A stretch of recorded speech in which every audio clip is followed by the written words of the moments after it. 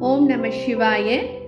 இன்றைய தினம் ஆன்மீக ஒளியாக நாம் அறிந்து கொள்ள இருப்பது, ஆலயங்களில் நேர்த்தி கடன் செலுத்துவது வெறும் பழக்கம் அல்ல, அதன் பின்னால் ஆழமான ஆன்மீக ரகசியம் இருக்கிறது. என்ன ரகசியம்? நாம் உடைகள், இனிப்புகள், சொத்துக்கள் மீது பற்று வைத்திருக்கிறோம். அதை இறைவனுக்கு சமர்ப்பிக்கும் போது அந்த பற்று மெதுவாக குறைகிறது. மனதுக்கு பிடித்த பூவை இறைவனுக்கு சமர்ப்பிக்கிறோம்.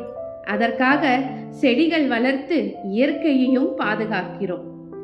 பிரசாதத்தை பகிர்ந்து உண்பது பிறருடன் பகிர்ந்து வாழும் நல்ல தர்மத்தை கற்றுத் தருகிறது. இறைவனின் பெயரில் பிறருக்கு கொடுக்கும் போது மனதில் கருணையும் புண்ணியமும் பெறுகிறது. அபிஷேகம் என்பது வெறும் சடங்கல்ல, நம் நல்ல குணங்களை இறைவனுக்கு அர்ப்பணிப்பதே. பணிவான சற்குணங்களால் பால் அபிஷேகம், பக்தியால் தயிர் அபிஷேகம், இனிய சொற்களால் இளநீர் அபிஷேகம், தூய மனதால் நெய் அபிஷேகம், தீந்தமிழால் தேன் அபிஷேகம், நல்ல செயல்களால் திருநீர் அபிஷேகம். திருவடியை பிடித்து விட்டேன் என்ற அன்பால் மலர் அபிஷேகம் செய்கிறோம். இதுவே உண்மையான பக்தியின் அர்த்தம்.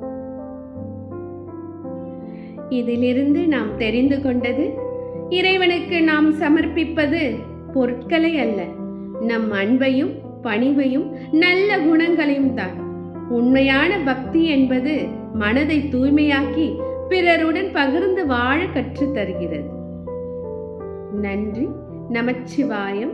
வாழ்க வளமுடன். ஓம் ஸ்ரீ குருப்பியோ நமக. இந்த வீடியோ உங்களுக்கு பிடித்திருந்தால் லைக் பண்ணவும், ஷேர் பண்ணவும், சப்ஸ்கிரைப் பண்ணவும்.